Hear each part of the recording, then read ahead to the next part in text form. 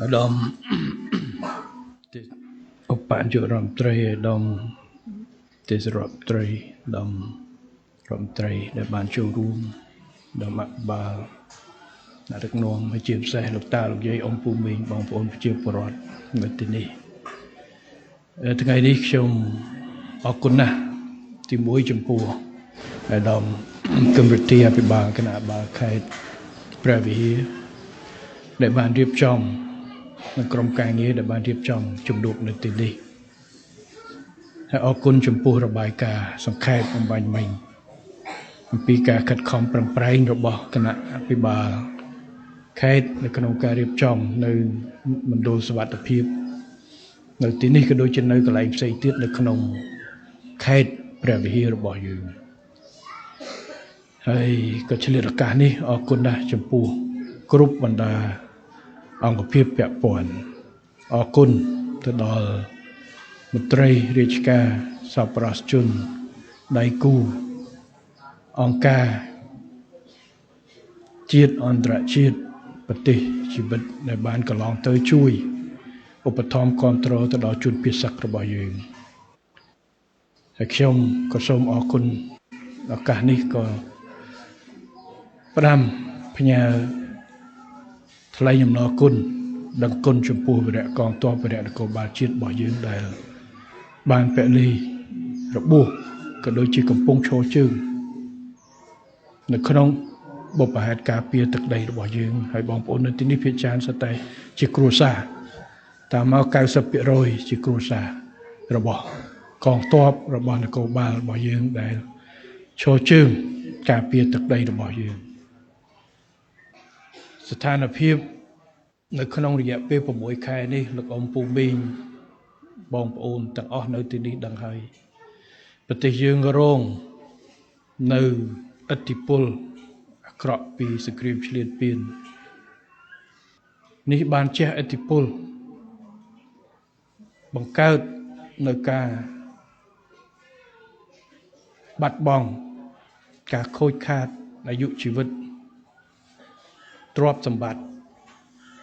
របស់ប្រជាពលរដ្ឋយើងរបស់កងទ័ពរបស់នគរបាលផ្ទះសម្បែងជាច្រើនត្រូវបានខ្ទេចសាលារៀនកម្ពុជាស្គាល់ច្បាស់ណាស់នៅសោកនាដកម្មនៃសង្គ្រាមហេតុនេះហើយបានជារាជរដ្ឋាភិបាលខិតខំណាស់នៅក្នុងការធ្វើយ៉ាងណាបញ្ចប់ពលុតឲ្យឆាប់កាន់តែបានកាលពីផ្ទុះលើកទី1យើងបានខិតខំធ្វើការទូតតំណែងជាមួយបណ្ដាប្រទេសផ្សេងទាំងអាស៊ានទាំងថ្នាក់ដឹកនាំធំអន្តរជាតិរួមទាំងប្រធានាធិបតី Donald Trump យើងបានបញ្ចប់ក្នុង5ថ្ងៃហើយកាលនោះយើងសង្ឃឹមថាអ្វីនឹងបានល្អមិនអាចគឺថាមិនផ្ទុះអាវុធតទៅទៀតអ៊ំពូមីងបងប្អូនចាំហើយយើងបាន5ខែក្រោយមកក៏មានការផ្ទុះម្ដងទៀតរយៈពេល3សប្តាហ៍រហូតដល់យើងចុះកិច្ចแบบឈប់បាញ់នៅថ្ងៃទី27ខែ12លោកអ៊ំពូមីងបងប្អូនអ្នកដែលស្គាល់សោកនាដកម្មសង្គ្រាមជាងគេគឺអ្នកដែលពាក់ព័ន្ធផ្ទាល់ជាពិសេសអ្នកនៅជួរមុខទាំងកងទ័ពទាំងនគរបាលទាំងអាវុធហត្ថរបស់យើងដែលឈរជើងការពារទាំងគ្រួសារហើយជាពិសេសអ៊ំពូមីងបងប្អូនដែលរស់នៅក្នុងតំបន់ប៉ះគ្នាតែម្ដងនេះគឺជាសោកនាដកម្មធំគោលដៅរបស់រាជរដ្ឋាភិបាលអ៊ំពូមីងបងប្អូននៅជាមួយបងប្អូនគ្រប់កលៈទេសៈទាំងអស់ពេលដែលផ្ទុះយើងធ្វើម៉េចអាទិភាពទី1គឺបញ្ជាមួយខេត្តអាជ្ញាធរមូលដ្ឋានកងកម្លាំងរបស់យើងធ្វើយ៉ាងណាជំលះប្រជាពលរដ្ឋយើងមកទីទួលសុវត្ថិភាពរៀបចំទីទួលសុវត្ថិភាពហើយខ្ញុំក៏សូមអរគុណដល់បដិជគុណបច្ចៅអធិការគណៈកម្មការវត្តដែលបានអនុញ្ញាតឲ្យយកទីតាំងវត្តរៀបចំជាកន្លែងជំរកទួលសុវត្ថិភាព យើងអត់មានព្រៀងសម្រាប់សង្គ្រាមទេយើងចង់បាននៅព្រំដែនសន្តិភាពជាមួយប្រទេសជិតខាងសង្គ្រាមផែកហួរផ្ទៃក្នុងវាយូរណាស់មកហើយដែលកម្ពុជាមិនចង់បានព្រោះវាប៉ះពាល់ដល់ជីវភាពរស់នៅអាយុជីវិតប្រជាពលរដ្ឋរបស់យើងប៉ុន្តែវាកើតហើយយើងត្រូវតែធ្វើយ៉ាងណាធានានៅសុខសុវត្ថិភាពរបស់ប្រជាពលរដ្ឋរបស់យើងគ្រប់គ្រងដល់កងកម្លាំងរបស់យើងប៉ុន្តែសំខាន់ប្រជាពលរដ្ឋស្លូតត្រង់ដែលអត់ដឹងអញ្ចឹងបានការបង្កើតទីទួលសុវត្ថិភាពនៅលើកទី1យើងមានប្រមាណកន្លែងតែលើកទី2រយៈពេលវែងមានច្រើនជាងមុនចឹងបាននៅខែនេះគឺខ្ញុំសូមអរគុណណាស់អាដាមគឹមរិទ្ធីបានធ្វើការងារបានល្អលះនៅតាំងពីលើកទី1ហើយលើកទី2នេះក៏បានចាត់ចែងបន្ថែមទៀតហើយក៏អរគុណដល់អាដាមទេសរដ្ឋមន្ត្រីគុតគីមដែលបានយកចិត្តទុកដាក់នៅក្នុងការដោះស្រាយបញ្ហាមិនថានៅខេត្តព្រះវិហារឧត្តរមានជ័យសំបីនៅប្រទីមានជ័យនៅកន្លែងផ្សេងទូទាំងប្រទេសពេលដែលប៉ះពាល់លើកទី2នេះប៉ះពាល់ច្រើនខេត្តបាទមកជំនាព្រំដែនទាំងអស់បាទអញ្ចឹងគឺយើងខិតខំដោះស្រាយ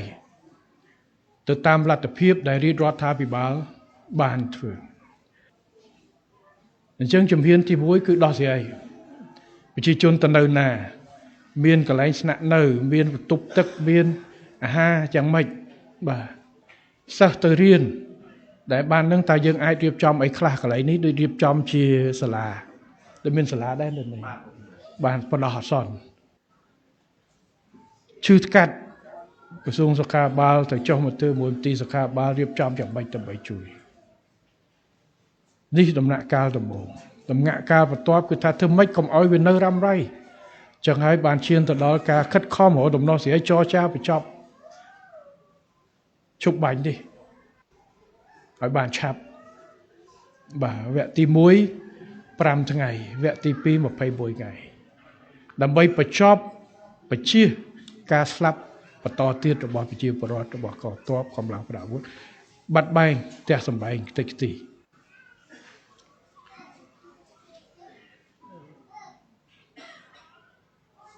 ទី2គឺធ្វើយ៉ាងណារកធានាឲ្យបានក្បត់ជប់បាញ់ជាចន្ទ្រៃទៅរកសន្តិភាពព្រោះយើងមិនអាចឲ្យប្រជាពលរដ្ឋជាពិសេសអ្នកព្រំដែនរស់ភ័យខ្លាចរហូតទេបាទខ្ញុំជឿថាបងប្អូននៅនេះពិតជាលំបាកណាស់បាទអ្នកខ្លះផ្ទះនៅក្នុងតំបន់ទឹកក្រូចតំបន់លឿងមិនទាន់បានទៅដល់ហើយមិនមែនតែអ្នកនៅព្រះវិហារនៅទីនេះទេសំបីតែអ្នករហូតឥឡូវសំបីអ្នកបាត់ដំបងហ្នឹងក៏មានការព្រួយបារម្ភដែរព្រោះលើកមុនហ្នឹងការតម្លាក់គ្រាប់ឯចូលមកដល់80-100 គីឡូនៅក្នុងទៅហើយអញ្ចឹងយើងចង់ធ្វើម៉េចរៀបចំឡើងវិញនៅសន្តិភាពដើម្បីកុំអោយប្រជាពលរដ្ឋយើងជាពិសេសអ្នកព្រំដែនមិនដឹងថាថ្ងៃណាទៅរត់ទៀតបាទថាបើចប់ស្រួលបួលមានតំណែងទៅរងបង្កើតនៅទំនុកទុកចិត្តដើម្បីយើងទៅនេះអ្នកខ្លះគេចំអកឲ្យពាក្យថាអរគុណសន្តិភាពប៉ុន្តែខ្ញុំគិតថាពេលជាមួយគ្នាក៏ត្រូវដឹងថាបើសិនជានៅប្រយុទ្ធគ្នាប្រជាជនលំបាកណាស់ហើយជាពិសេសអ្នកព្រំដែនប្រហែលអ្នកចង់ទៅផ្ទះវិញហើយមិនចង់រត់ទៀតបាទអញ្ចឹងមានតែចង់បានសន្តិភាពមួយដែលមានចីរភាពមិនឲ្យកើតផ្ទុះឡើងវិញមែនទេតែយើងចង់បាន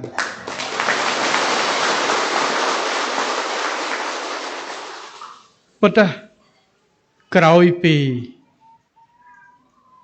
ការប្រយុទ្ធលើកទី2នេះមានកន្លែងខ្លះយើងបាត់បង់ការគ្រប់គ្រងកន្លែងខ្លះបងប្អូនមិនទាន់ទៅផ្ទះបានខ្ញុំដឹងពីការលំបាក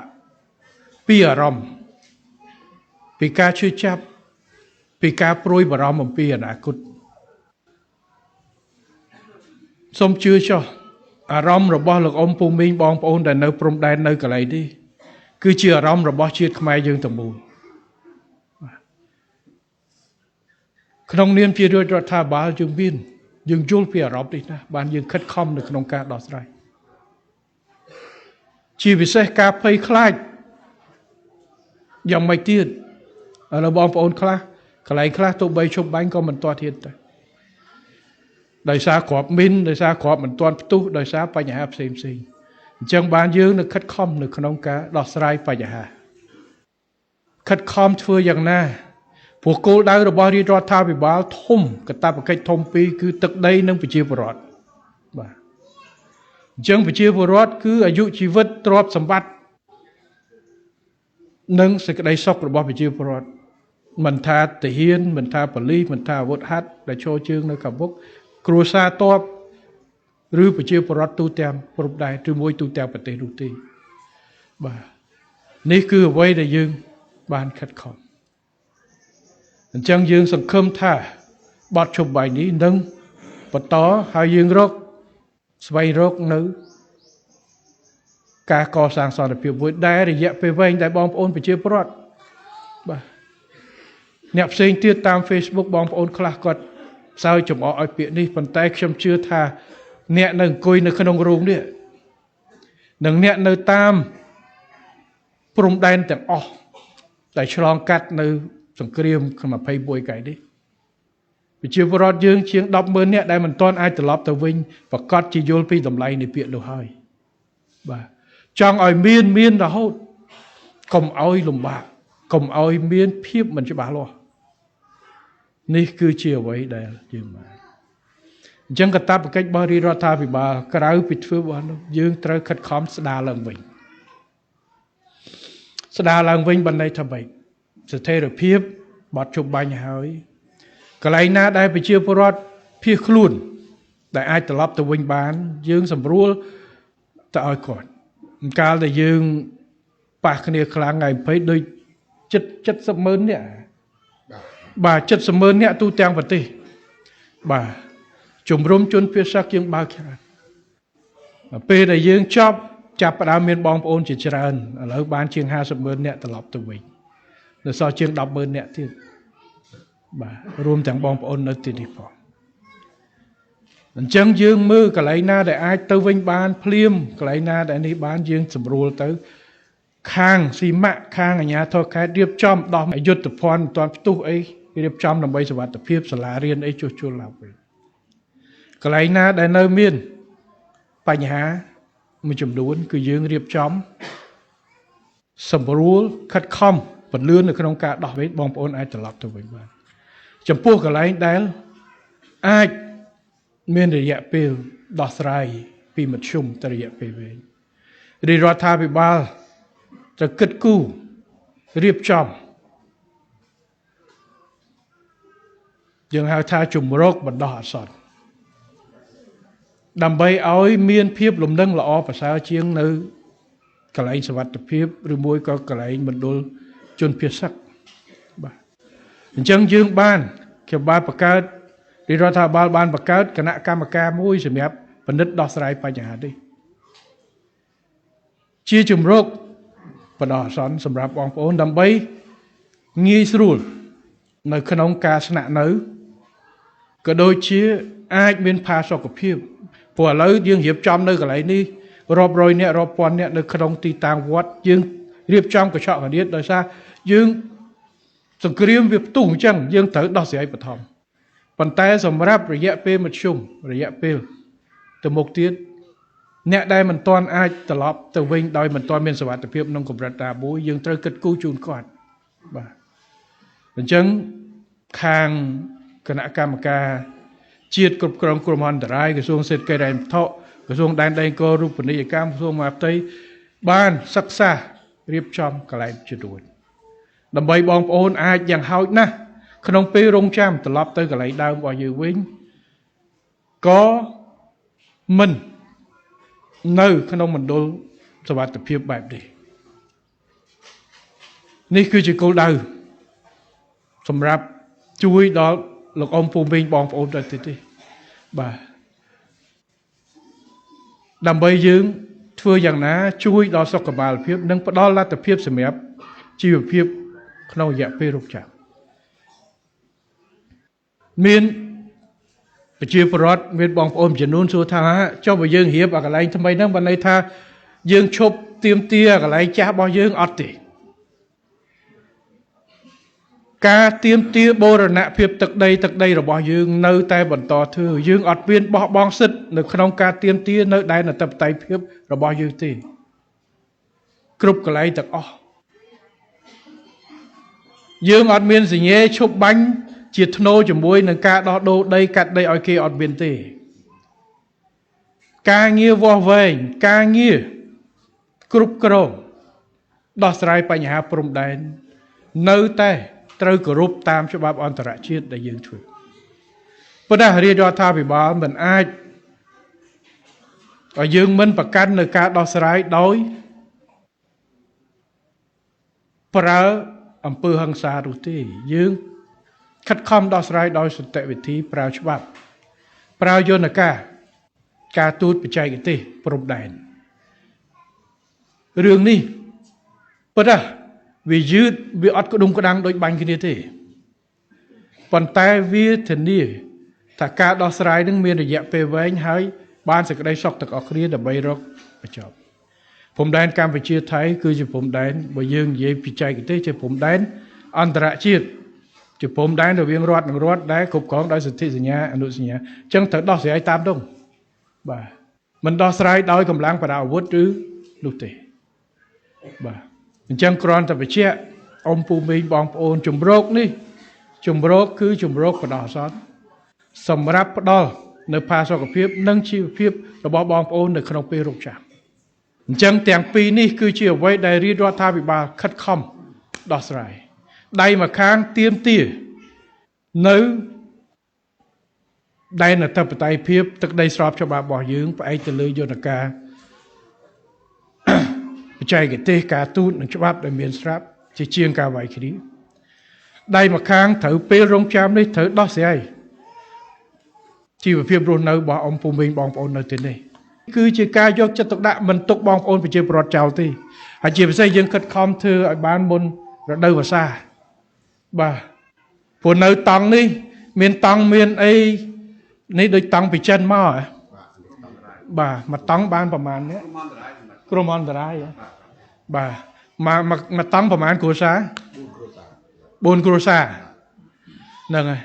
4គ្រួសារអាចយើងមើលនៅកន្លែងនេះខែនេះល្មមហើយខែភ្លៀងក៏គ្រាន់បើតែបងប្អូនមិនចង់នៅអញ្ចឹង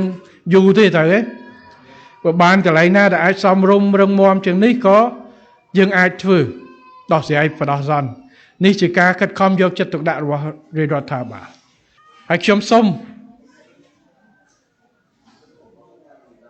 ត្រឡប់មកវិញទី1ក៏សូមការយោគយល់ការដោះស្រាយរបស់យើងកន្លងទៅមានខ្វះមានលើមានអីខ្វះខាតអីយ៉ាងម៉េចសូមមេត្តាយោគយល់ហើយទៅមុខទៀតអ្វីដែលយើងដោះនេះគឺដើម្បីផលប្រយោជន៍អ៊ំពូមីងបងប្អូនបាទបានតិចបានច្រើនតែធ្វើយ៉ាងណាឲ្យបានប្រសើរឡើងអ៊ំពូមីងបងប្អូនមិនថានៅទីនេះជនភៀសសឹកកន្លែងផ្សេងទេយើងនឹងខិតខំដោះស្រាយហើយសូមបងប្អូនរក្សានៅស្មារតីសាមគ្គីជាតិខ្មែររបស់យើង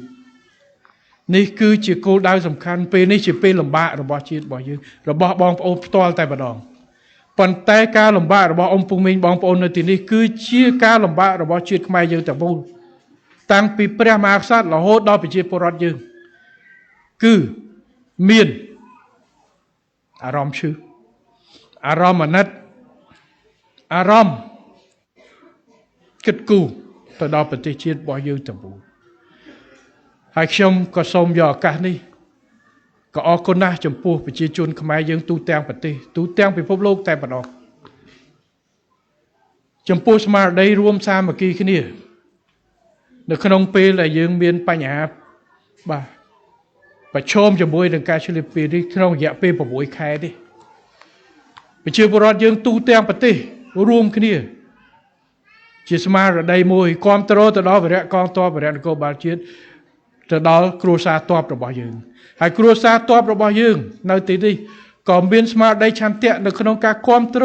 ទៅដល់ប្តីរបស់ខ្លួនដែលកំពុងបំពេញភារកិច្ចរបស់យើងហើយនេះខ្ញុំសូមឲ្យស្មារតីសាមគ្គីឯកភាពជាតិខ្មែរនេះនៅបន្តរឹងមាំនៅក្នុងគ្រប់កលៈស័កជាពិសេសកលៈទេសៈដែលលំបាកនេះហើយជាពិសេសបងប្អូននៅទីនេះតែម្ដងនេះគឺជាស្មារតីដែលសូមឲ្យមានកុំឲ្យមានការបែកបាក់ នេះគឺជាអ្វីដែលជាកម្លាំងរឹងមាំរបស់ជាតិខ្មែររបស់យើងបាទហើយក៏ដូចជាបងប្អូននៅ